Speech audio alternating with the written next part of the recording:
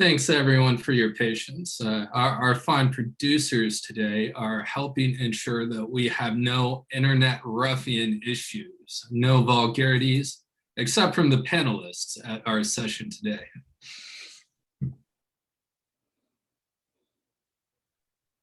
I'll say I appreciate that, and it's a hard responsibility to have. I messed that up on my last live event, so already applauding you guys. Yeah, it's a tricky balance. Wouldn't be able to do it without the team here. Always good to have help.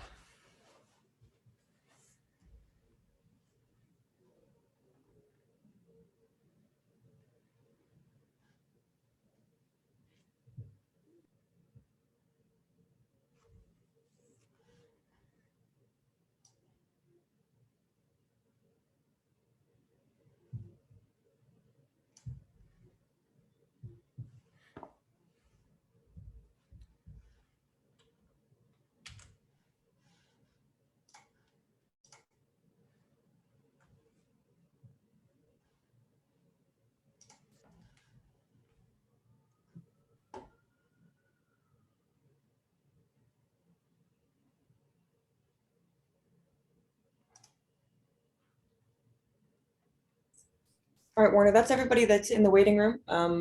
If you want to get started, we can let people in as they trickle in.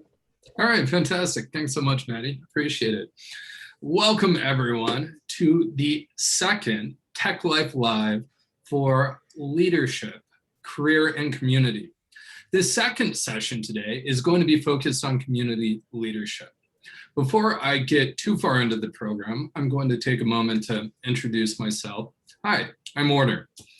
I'm an entrepreneur with a tech background and cybersecurity background. I've been here in Columbus for a while. And when I'm not climbing mountains and leaping off of them, I'm really wearing two hats.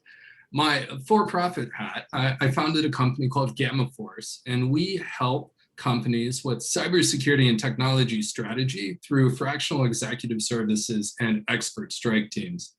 But we're not here to talk about that. We're really here to talk about my community hat.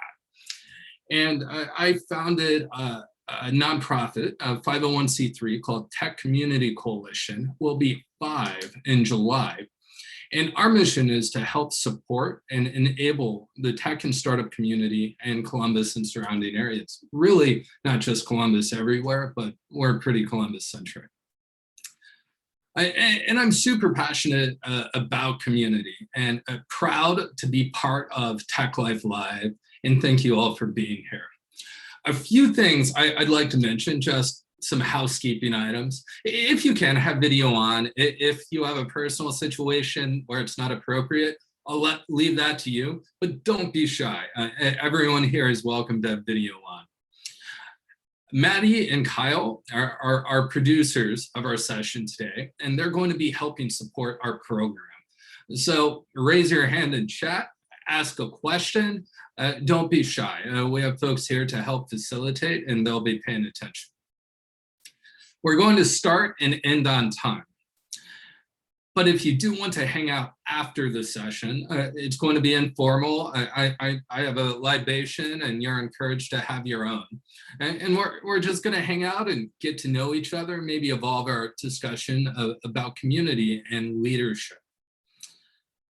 So we'll have that session at 6 when we formally end our prepared program. In our last session, we explored the transition from peer to manager and had some really reflective conversations with some experienced leaders on what that transition is like and how to pursue it.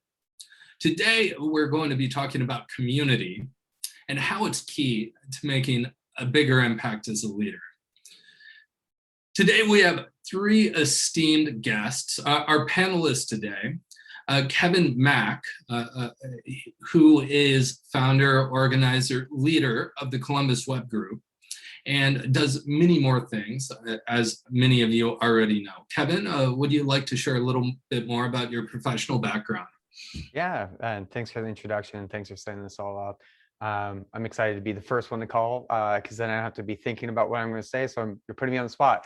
But professionally, different circles know me for different things. Some people know me as a designer. Some people know me as a developer. Some people know me as just a community leader. My career has been all over the place. I've been in the corporate world. I've been on the agency side. I've been a consultant. And then recently, in the past decade, have been focused on the startup ecosystem here in Central Ohio and have been heavily involved with the growth of new businesses, new ideas, and innovation coming from Ohio. Right now, I just actually accepted a new job over at Rove, and I am so excited to join that team. It has some of the best leadership, one of the strongest teams I've ever seen. So my goal is to make Columbus proud. And if anyone, like, I'm sure you'll share my information. One of my key things is I love helping out people. I love mentoring. I love sharing my knowledge and experiences over my career. So if you ever need to learn anything about HTML, CSS, JavaScript, as well as anything about design, hit me up, and I'm nice transition on everything. And I'd be more than happy to have a conversation with you. Well, thank you, Kevin, and congratulations on your new role. His LinkedIn profile is linked in the meetup page for our event today, but feel free to drop your email or other preferred contact information in the chat if you'd like as well, Kevin. Our next panelist is Michael Richardson. Michael is a technology lead at Kroger. Some of us might have heard of Kroger before.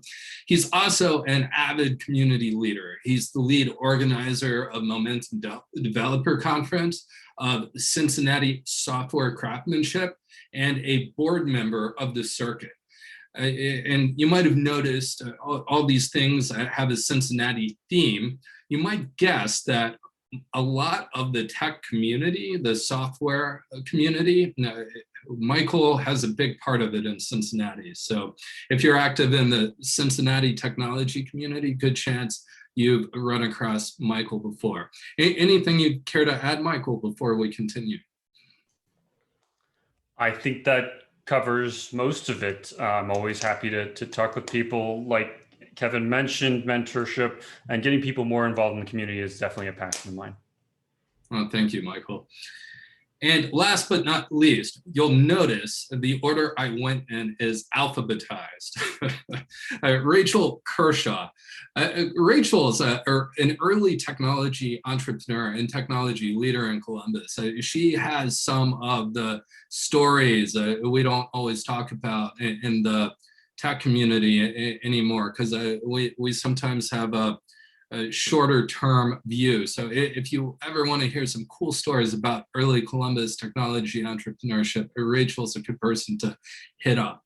She's also a founder and runs the Greater Columbus Consulting Group, where she helps nonprofits and small businesses be more effective in operating and managing their businesses. She's also really what I consider to be the point person as it relates to social entrepreneurship in Columbus. If you think of all the awesome things we have going on here, there's a greater than a 90% chance Rachel has some part of it.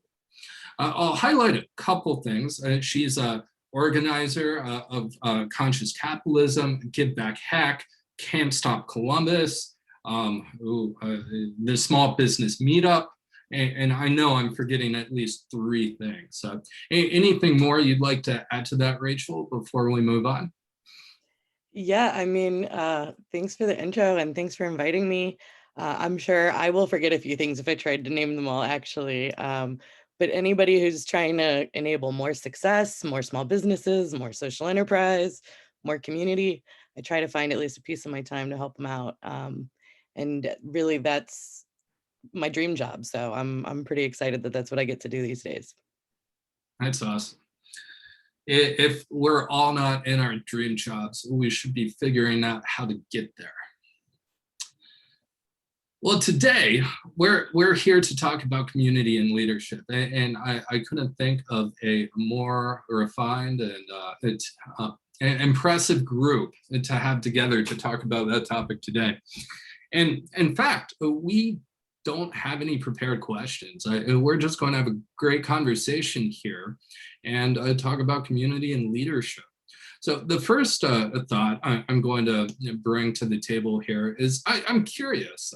I think back, like, what's my nonprofit community origin story? And I start thinking of early computer security groups that I ran into people at restaurants, at malls, where we talked about vulnerabilities in early computer systems and phone systems. And I was thinking about that, like, leading up to our meeting today, and I'm like, wow, I completely forgot about that. So what's your community origin story? How about you kick us off, Kevin? Let's keep the theme going. Yeah. So really for myself, I started web development in '95, and it was from my neighbor and I got into computers because his dad was in infrastructure. Fast forward, like when I started my career in the early 2000s, there weren't really that many outlets that were out there, or ones that I was aware of. But I knew they were there. I just didn't know how to access them. And I went to a few here and there. It wasn't until really probably around 2008 when I joined Resource that, so I was at Resource, which became Resource Ammirati, then IBM. I got this idea because I was both a designer and a developer. I wanted to do a cross-pollination of design and development to help increase innovation. So I started developer meetups, so developers could start sharing and collaborating with each other, as well as design meetups where designers could do it. And then I combined them together. And then that eventually evolved to Columbus Web Group. But before that evolved from there, I was going to all these different groups, meeting all these different people. And I was just being inspired by other people. I'm sure there's probably a photo of like Warner, myself, Rachel, myself at some event many years ago before we knew each other on a first name basis. And just seeing like the energy that was happening there. And so for Columbus Web Group, like I wanted to create a community where people could get inspired and learn from each other, as well as provide free education. Because I've been very fortunate in my life, in my career, to be surrounded by amazing, awesome people, and to have such a supportive family from my childhood to get me where I am today. And even my career started off as my hobby, my passion, and I make a living off of it. So I'm very, very lucky. So I want to share those with other people and be around other people. And end of day, no matter how many hours I put in, how tired I am, it's one of my favorite things is to get into the community, whether it's an event I'm putting on or I'm a part of, or just going to. It lights this fire underneath you where you just get energized. So true. Michael, and what's your community origin story? I think I'm a little newer to this than most of you all. I've only been a developer for about 8 years now, and I probably got into organizing events 3 or 4 years ago, starting kind of with Hack Cincy, a hackathon that I helped organize, and then moving on to working on Momentum Developer Conference and Cincinnati Software Craftsmanship.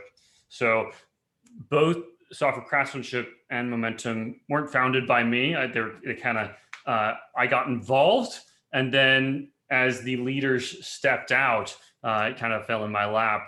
But that's been an incredible experience, really growing those and advancing them. And so I do, definitely, as Kevin mentioned, the people around you that help you out and that have supported you through the way, that I definitely want to make a big call out there to everyone who has played a role in that. Actually, I see Kat on the line, and she's been a huge help through many of the efforts. So, I just love to see Cincinnati developer community grow and thrive. And if I need to be a part of that to make that happen, then I'm going to do that. Well, thank you for stepping up, Michael.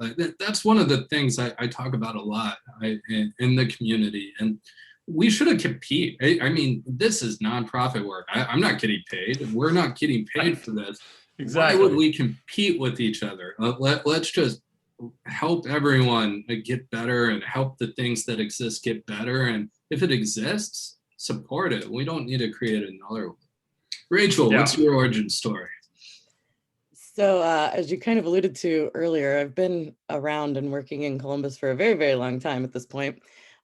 So, I think originally the things I went to weren't nonprofits necessarily, and almost all were like paid by my employer. So, I mean, like I went to OzCon in California in like 1999 or something like that.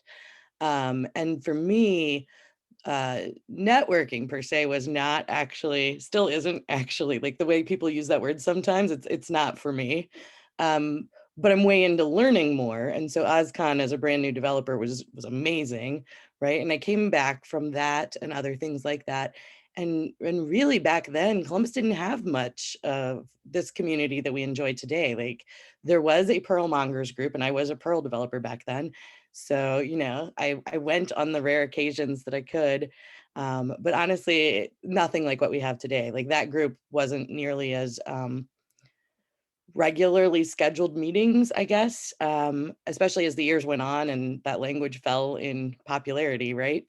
And so for a number of years, there wasn't what we've got today. And it's amazing to me how much the community has grown in this time. And I think, you know, I moved away from being a hands-on developer as the community was started to really flourish here in Columbus. So I spent a lot of time telling people that worked for me, like, oh, you want to get better at this? Like, I don't know anything about that, but I hear there's this amazing group of people where you can go learn more about that and up your skills and have sort of fun challenges that I can't unfortunately make time for at work. And I saw a lot of people really grow their careers and get acknowledged more broadly in the community and just go on to greater and greater success because they were participating in these groups, and it was amazing. And when I really came back to community many, many years later is actually when I was like, I'm not getting any younger. I'm going to go pursue this dream job. Where do I go where the people I want to be with? Where do I go where the people I want to help, the people I want to talk to, people that are inspiring, the people that are doing things I care about are? And by that time, there's so many events. I'm like you mentioned, like I've gotten involved in all of them, the startup weeks, the give back hacks, the Can't Stop Columbus. Um, just so many great things that you can do in this city. And it's just been incredibly exciting and incredibly rewarding. And there's so many cool things going on in this community. I'm really glad that I rearranged my life basically to be a part of it. And that's what I've been doing for the last, what is it, 5-6 years now? Time flies. Yeah. Yeah, that's a great point. I remember Pearl Mongers back then. You know, our community strength is really just the past 15 years. And when I founded Lots of Columbus, will be 10 in, I want to say September. The community was active, and that was just when it was starting, really, relative to where we are today. It truly is a luxury. And the fact that we have one of the strongest, if not the strongest, technology communities in the country here in Columbus. And thanks to Michael's work and the work of his colleagues at the Circuit, Cincinnati has a lot of awesome stuff going on too. You know, I had so many conversations with folks. It's almost a pain point for me sometimes, where even experienced managers or tenured career professionals, they just don't leave the walls of their office. They work every day, work too much, and then they might show up 8 years later at some group looking for a job and no one knows who they are, right? Like, not to really lead the discussion, but that's situation. I'm curious, like, in your experience, what has being active and growing and curating the community done for you personally? Who wants to start off on that question? Yeah, it's kind of difficult, right? Because we don't think about it from our perspectives, but there are a lot of fringe benefits, and I really do want to address this because I think a lot of the people who just sit in their office every day, They look at it as something that's optional, that has less impact, and I just don't agree. So I can jump in there. One of the things that I think you already mentioned is just the connections that you're able to make, especially as a leader, where the people that you get to interact with and the things you get to learn is awesome. And that's one of the things I love about my job is the number of brilliant people I get to work with on a regular basis. And then as an organizer, being able to connect with people outside of work as well, who are also brilliant and inspiring.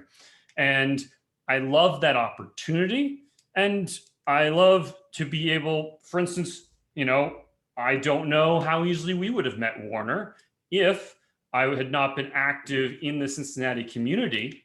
We wouldn't. And therefore, as a result, I was able to get involved with this opportunity here.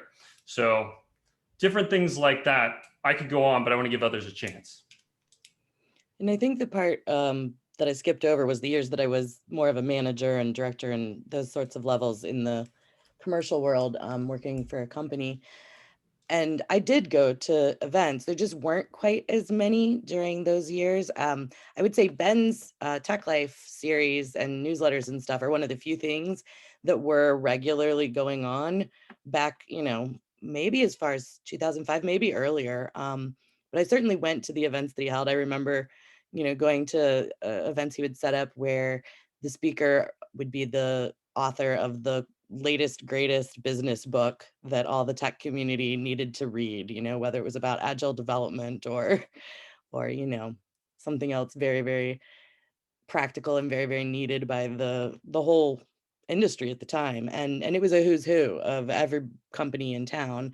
These were hundreds and hundreds of people. So honestly, they were giant and there was great content, but then it was mostly like just this huge room of networking, which again, I've mentioned isn't really a place that I'm super comfortable or that's not really my jam. Like if I'm going to be at that big of an event, it's going to be because I'm behind the scenes making it happen, right? That's my favorite way to get involved, to feel useful and to have a purpose being there. But they were great, and I went to all of them, and I definitely, it's astonishing how much of the tech community in Columbus I knew when I did decide to leave and go out on my own. And I really only ever worked at 2 companies before that, right? So between those 2 companies and the events that Ben led, I'd say I've met more than half the people that were working during, 2005 to 2015, that were working in tech during those years. Like I've met them, I know them. It's amazing how many people were craving something. And I think that's why, from just those events being the only thing you could count on, to where we are today, where there's 66 groups sometimes that come to like the tech community holiday party. Like that's astonishing and amazing and impressive. And really our city is getting its notice as being a big, amazing tech city, but I think we're still a little underrated. I don't think people realize how quickly you can build a great network and get friends that'll help you with your skills. And I mean, nobody should ever have a hard time searching for a job here, that's for sure. And the pandemic won't break us. We still meet on the internet. We do. Yeah, it's interesting that we often think of talking to people when we're looking for something, right? And I encountered that a lot in other communities outside of Ohio. I think our values are unique. Our competitive advantage, I'll stand by that. Other cities don't have that. I was talking with an entrepreneur recently who was in a different city, and she was starting a small business, stationery for weddings and things.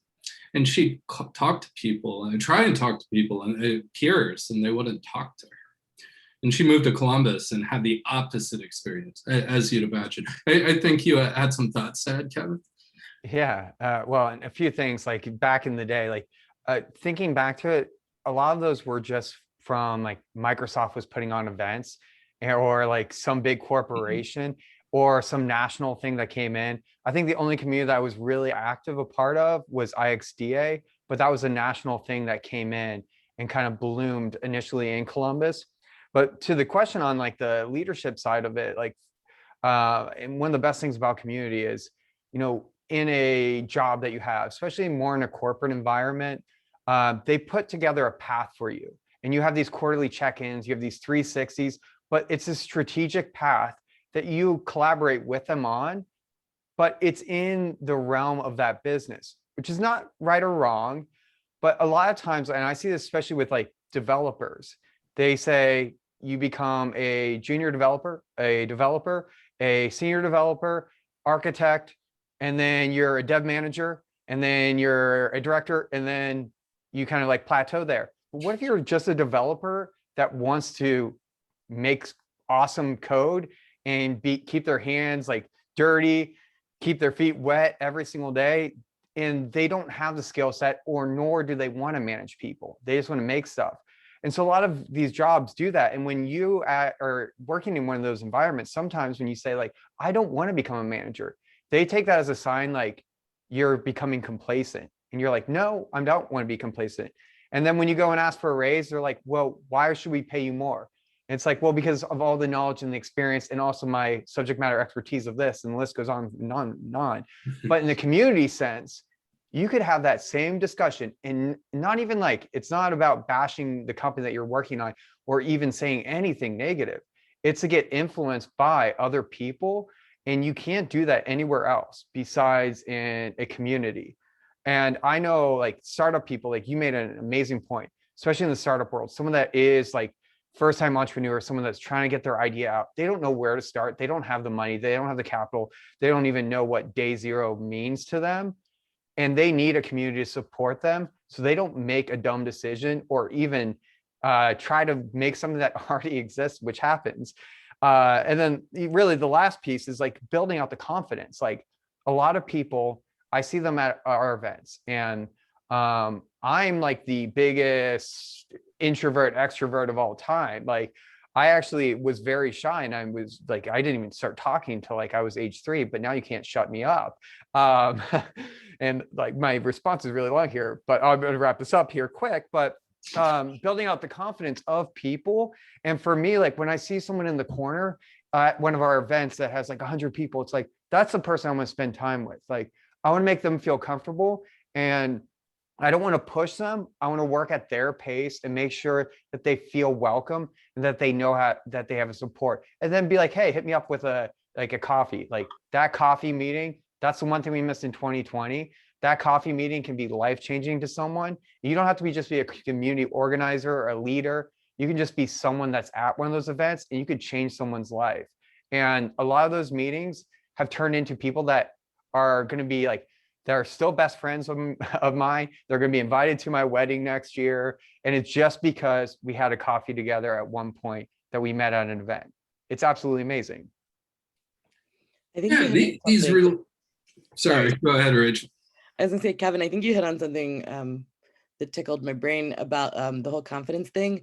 I think that a lot of the times as the community was growing and all these things were there and I was encouraging people to go to them, it was because they wanted skills that like work couldn't provide. Like they wanted an experience to lead a project, or they wanted an experience to prove their expertise. And it's so funny because you sit on the other side of it, and there's people that like, should go and speak at events, and they just don't think they're good enough. I mean, nobody's getting paid for this. Everybody's grateful for your help in organizing and for being willing to speak about anything. Nobody's judging you. Like this is the best resume builder in the world. Joining the community, you can get whatever opportunity. If you just say, I would like to do something, somebody needs that done. If you want practice at it, I mean, volunteer organizations are the easiest way to build up an amazing resume of exactly whatever the heck you want to do with your life, or just to prove that you're an expert, or to prove that you should have been senior dev 3 years ago, or whatever. You know what I mean? Like this is the way. It's the fast track. Yeah, sure. I'm not a senior dev. Oh, by the way, I'm speaking to hundreds of them, and they're listening to the things I say. Maybe your opinion's off. Yeah, and I love that because it's not about only about the management career path or the individual contributor career path. And the best organizations I work with and help build, there are always dual ladders. You can be an engineer and continue to be successful in your career. But it's funny, I have the same conversations with senior managers and people who are experienced individual contributors who don't participate, right? I need a job, or I need to hire people, or even worse, I need a job as a senior manager and I don't know anyone. Like, that's like the worst place to ever be. Hi, I have 18 years of experience. Oh, by the way, I don't know anyone. Guess what? It's part of the job description to know people. How are you building your teams? How do people know what you're working on in your organization? So it's fundamental. And that's really why this community narrative is in the leadership track, because even though our passions here are really about the community, it's not about us. But often when people think they need something or want something from that the community is best suited to provide, it's not too late as it can't be fixed, but too late as in it can't be fixed quickly. You got to build that network when you're not looking for a job. Well, also a thing that you said reminded me, like a lot of the companies in Columbus that are the most exciting are the ones that are under 100 people. And if you're at a place where you're under 100 people and you're in like any sort of leadership role, like honestly, sometimes there's only one, even at the manager level when you're that small, right? So you don't have any actual peers within your company. So how are you going to get the diversity of thought to really come up with great ideas and really do the best things you could do for your company if you're never talking to anyone from outside your company? Like There's even if it's just that one awkward beer at the networking thing, they ask what you do, you talk about it. They're going to have thoughts because they work in similar things, right? Like, And can I add one thing to that? Because that brings up a very valid point. Like from community leaders or from a manager that's working, anyone that's in leadership, some of the best ideas can come from anyone. It doesn't have to be other leadership people. Like I always said that when doing stakeholder interviews at big corporations, like the best could be from the receptionist that's working from like 5 to 7 p.m. Best ideas are just people that are thinking and passionate about it. And then you always have to have open eyes and ears to these ideas. And then as an organizer for the community, like the reason why I think Columbus Web Group's been popular is we're always listening and improving based off feedback, making small tweaks. Same thing goes with everything Columbus based. And I'm sorry we keep talking about Columbus stuff because Cincinnati is actually one of my favorite things. And I could talk all day about the Cincinnati community. It's fantastic. I've gone to so many events there, but here we've grown because we really have been collaborating with each other. It hasn't been seen as a competition. We see that in our holiday party. I know we brought that up, but for those that don't know, it's crazy. Like it's gotten so big, we don't even know how to organize it anymore and how many people will come.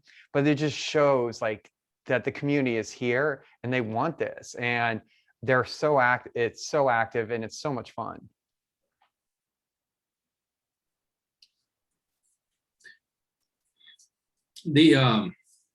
It's funny you mentioned learning from others in the community, Rachel.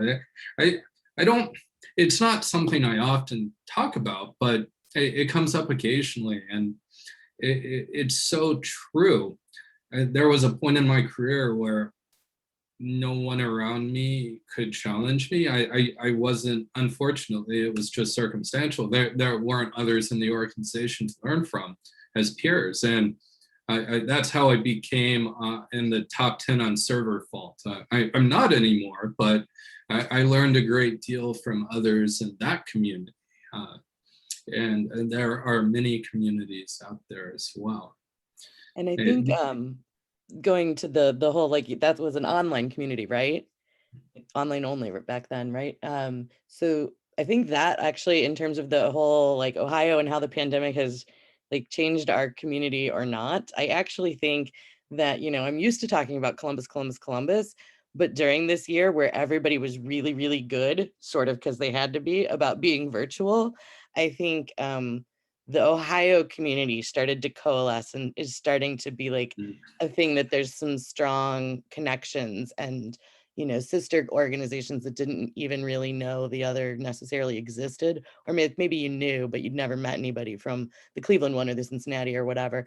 Like they were having group virtual hangouts this year. And so there's like this stronger bond between more far-flung sort of chapters, if you will, of a lot of different groups. And I think it'll be a darn shame if we let that wither at all as we keep going forward. Lots of Columbus has had guests from the UK, Australia. My Toastmasters groups have had guests from the Middle East, Africa, Australia as well. That's so cool. I love it, right? Have you experienced that with any of your groups, Michael? Absolutely. I mean, we've had some really amazing opportunities over the past year. I think Cincinnati Software Craftsmanship is the one that's benefited the most because Momentum, we ended up doing a not really a virtual conference. We published some content last year, and we're excited to go back in person hopefully this fall. But with Software Craftsmanship as a monthly meetup, we were able to get some virtual speakers that we had never been able to bring in before, and really branch out as far as content and opportunities go. For our last, our last meeting, we had over 700 attendees on our Twitch stream, and we're able to bring in people from San Francisco and really all over the country. So that was really exciting to be able to do that. So we really do plan on continuing forward with that opportunity to reach out to the broader world from our little ecosystem of the Midwest. So very excited about that. A little side note, we were discussing the other day about how we were getting more reach with Cincinnati Software Craftsmanship, and very excited about that. And the question was, well, should we change the name at all? Is that something we did? And I said, no, I want people to know that this incredible content they're getting is from a group based in Cincinnati, and that we are going to start to establish Cincinnati nationwide as a place for tech content. Love it. I just was talking with one of my clients earlier today, a growth startup. The rocket fuel hit during the pandemic.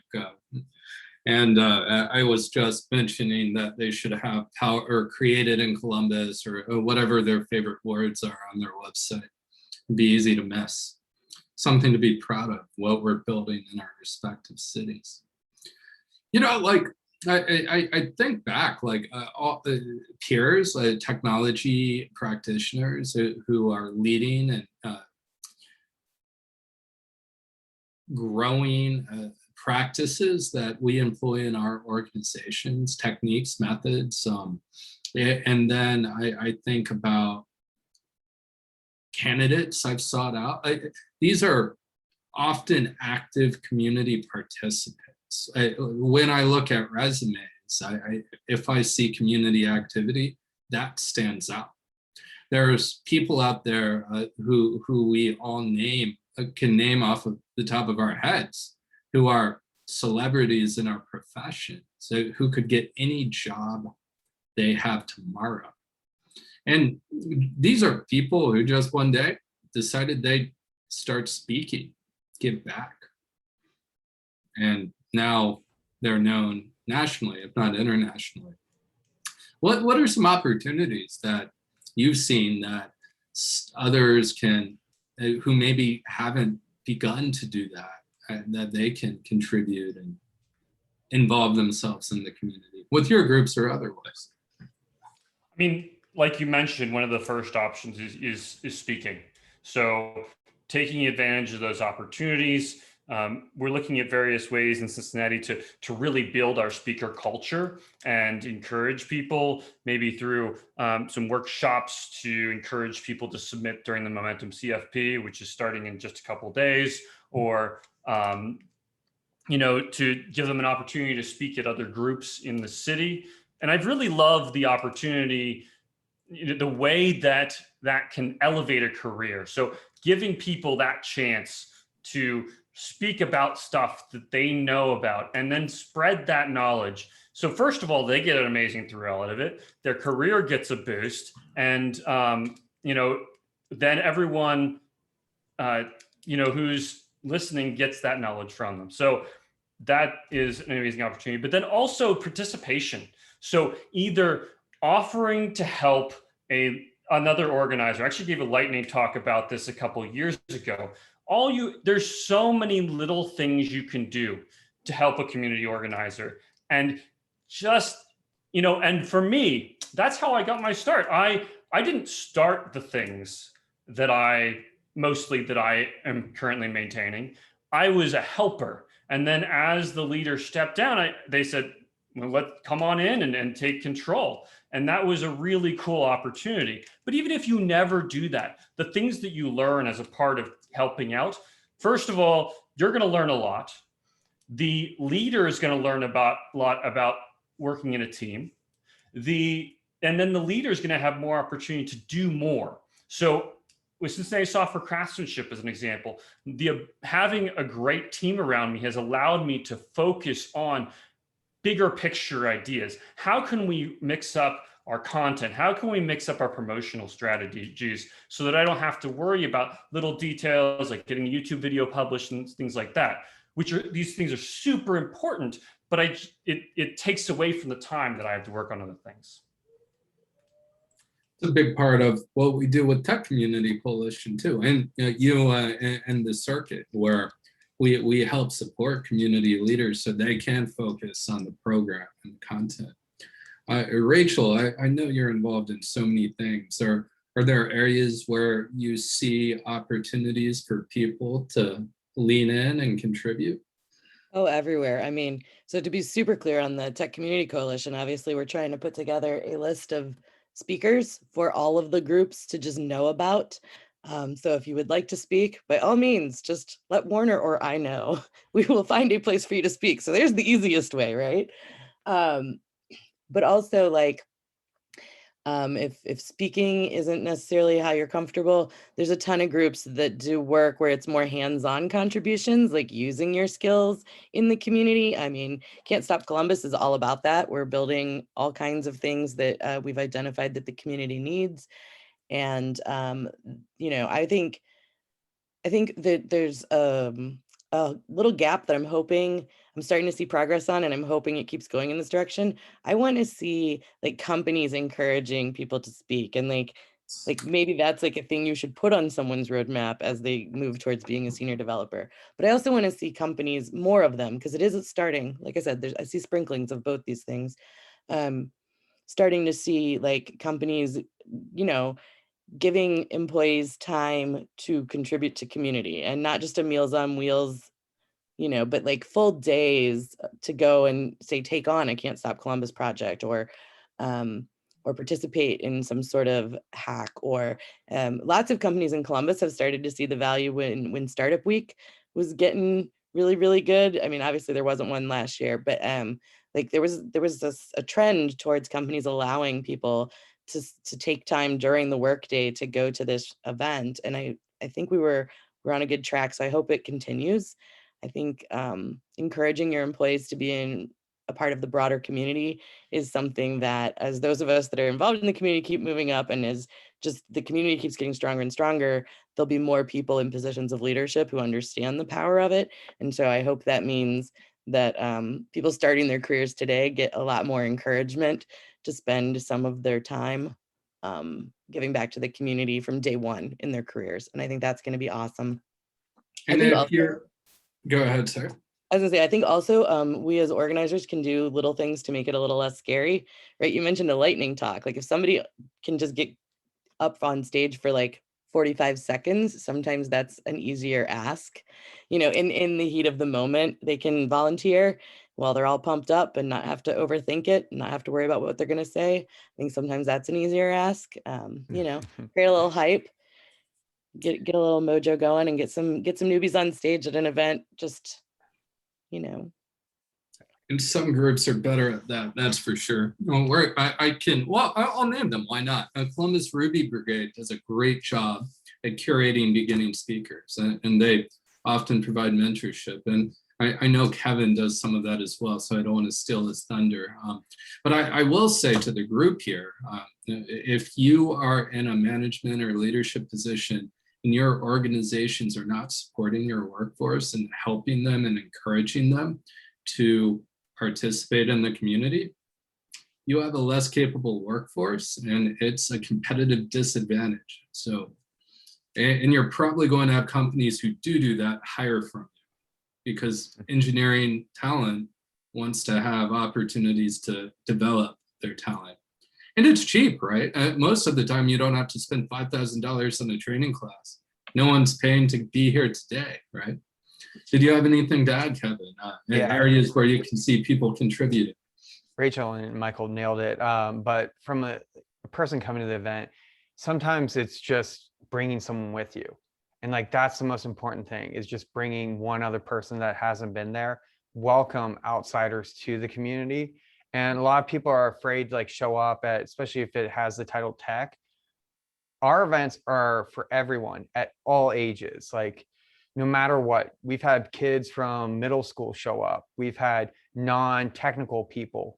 Like, we've had people in finance because they want to learn and they want to be inspired and they want to be a part of something. So number one, bring people. If you love the group that you're part of, or you enjoy a group, talk to leaders, say like, how can I help out? Because each group is going to have specific needs. I know I'm always like asking people like, hey, we're looking for new organizers. Like, that's always the call, no matter what. If you really enjoy a group, continue that group, or make sure that group continues by raising your hand, saying like, what can I do and contribute? Because it is a lot of time and effort. Like, I make this joke all the time. I'm like, Columbus Web Group's not a nonprofit, it's not a for-profit, it's a for loss. Like, we lose a lot of our own personal money and time on it, but it's all worth it at the end of the day. It is one of my favorite things. Like, I went on hiatus for 1 year, and it was like this missing hole. Like I had a hole in my like body, like, and I was like, what's wrong with me? And it was, you know, the community side of it. And then something that you said, like with the lightning talks and everything, like, a lot of people are afraid to talk. It is a scary thing. I remember I was thrown up on a stage. It's back in like 2005. It was at IBS, a home builder association. It was the first time I did a public presentation in a room of like 100+ people. And I prepared and I got up there and I froze. And I remember holding a mic, and they didn't have a lapel on me. I was holding a mic, and I remember my hand feeling like it was like going like this. And it was like, don't shake that hand. And I couldn't even think what I was saying. And I remember afterwards, people came up to me and they're like, oh yeah, great. I learned a lot. And I'm like, I have no idea what I just did.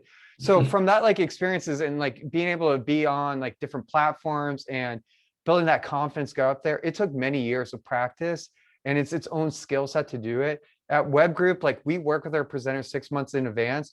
We had a 17-year-old high school student present that was talking about learning development, and his talk was like, what do I want to do in my life and career? And that's what his presentation was. The day before, the day before, he calls me and he's like, I can't do it. I'm feeling sick. I'm like, take deep breaths. What can I do? How can I help you out? And the day he showed up, and he nailed it. And like, that talk is still online. It's Seth Meckel. And he's jumped around at different companies here in town.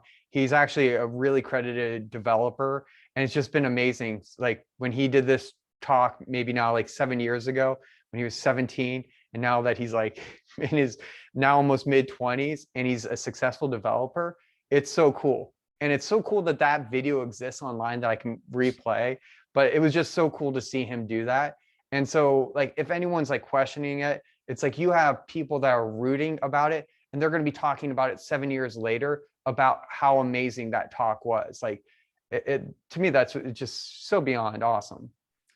I'm going to highlight two things from the past discussion. One, many groups have a single person who have been pushing that boulder uphill for years. And they often have one or two people who have helped and stopped helping. If you want it to continue existing, help it. People are getting burned out. Raise your hand. And when you raise your hand, follow through. Because if you raise your hand and don't follow through, it's even worse because you're taking the limited time that people have to help keep it going. So that's a big point. And the other thing that I'll mention too is there are a ton of community groups who encourage OLF Conference, previously known as Ohio Linux Fest, Columbus Ruby Brigade, and many others I can't name quickly. Welcome beginner speakers. And we have groups like Toastmasters. Michael is active in Toastmasters. I'm active in Toastmasters. We meet regularly. And it's a safe space to practice speaking skills. And speaking is just as much muscle memory as lifting weights. We get so caught up in our heads, but practice in a safe space makes such a difference. I want to leave time for go ahead, sorry. Closing thoughts. And I want to give a small window for questions from the audience. So if anyone in the audience has questions, please turn your video on, raise your hand, ask the question in chat. I prefer you ask the question in video once we acknowledge you, but it's not required. And while we're waiting for people for any questions or thoughts, I'll let Michael share what he was about to say. I was going to say, you're talking about muscle memory and how it's just like working out and accepting that your first talk might not be incredible, and that's okay. And my first talk was not incredible, and that's okay. So, but you have to go through that, and you have to put in the reps in order to become something incredible. I love it, Michael. Building on the metaphor, volleying that ball around. Yeah, it's pretty much every speaker you see was not confident at one point, and many of them still aren't comfortable speaking. They just know how not to show it because they practiced. It's one of those things that's difficult to believe, but it's true. There's no reason why you should do it yourself. Everyone has something to say and contribute. Do we have any questions for the panelists? Thoughts on community? All right. Well, one of the promises I make during this program, I always promise to end on time, and I am going to do that. Well, we'll stop the recording and end on time and have our happy hour for those who care to stick around with us. We will have a poll coming fairly soon, so keep an eye out for the poll. Please answer. There we go. And while we are filling out that poll, I'm going to end like we begun. Closing thoughts, Kevin. One last thing I want to say, like in that last topic, when I was part of startup storytellers, we hired a professional speech coach, and I'd been already mentoring a lot of people on presentations, and Toastmasters is amazing too. But one of the most important things, or one of those thoughts that stuck in my head, was for every minute of your presentation, spend an hour on it. And that sounds crazy to say, but a 60-minute slot is a 45-minute presentation. That's 45 hours. Seems like a lot, but if you actually think about it, it's really not that much. And so where people go wrong is they think that they can just show up and just talk. But I know I need to be time boxed, and I need to be rehearsed and practice and have everything in my slide deck to keep me on track. So that's why that one thing may be like the game changer when you do your next presentation. For every minute, spend an hour preparing. And if you've ever seen Kevin speak, you can tell. He is polished. He does a great job. Closing thoughts, Michael. I mean, Kevin's right. It takes a long time to prepare a talk. It's especially lightning talks, even the amount of time that it takes per minute, incredible. But yes, I do. Anybody who's watching is probably already interested in the developer community, but it is so valuable. I've seen it have such an effect on people's careers. So if, definitely stay involved in the developer community, but also spread the word. Sometimes all it takes is that touch, just saying, hey, you should come tonight. And, promoting on social media, doing all that stuff is great, but sometimes people need that personal touch, especially for speaking. And so reaching out to someone and just saying, hey, I think you'd be great at speaking. And they may have never seen themselves that way. But once you put that idea in their heads, now it starts to bounce around in there. And it does some really crazy things to them. So something to think about.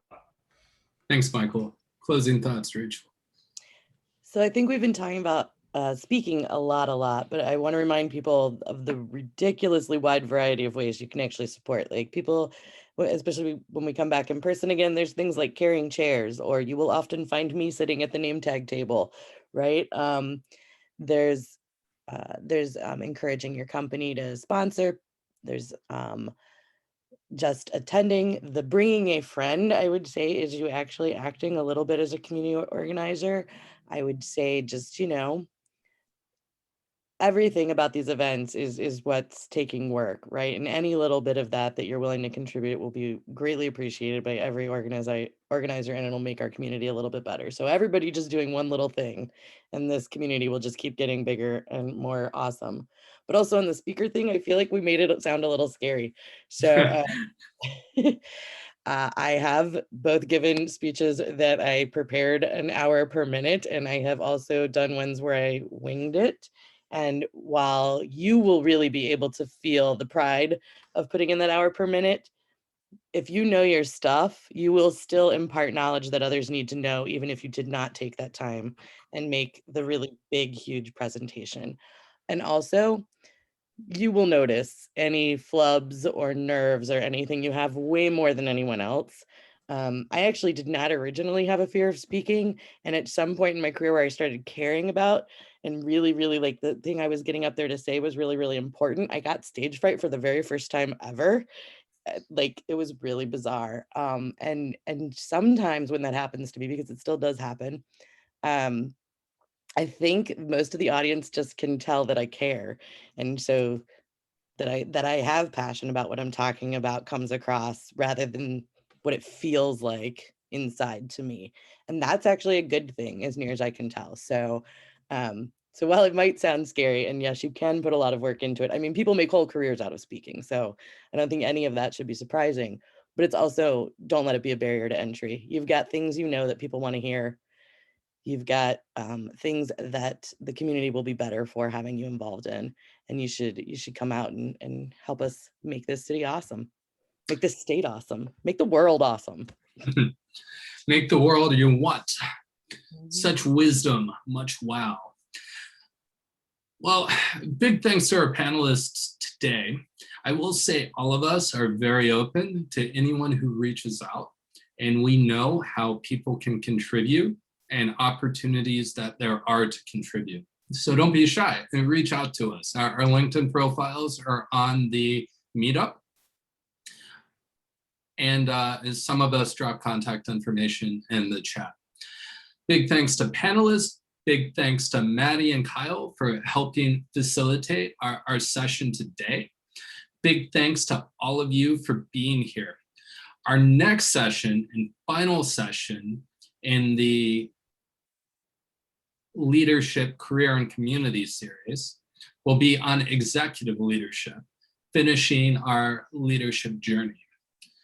We'll be dropping the link for that in chat, and we're gonna hang out and have some drinks and a good time for the next little bit. So don't be shy, hang out. Hope you can stick around for us. Thanks everyone. Thank you.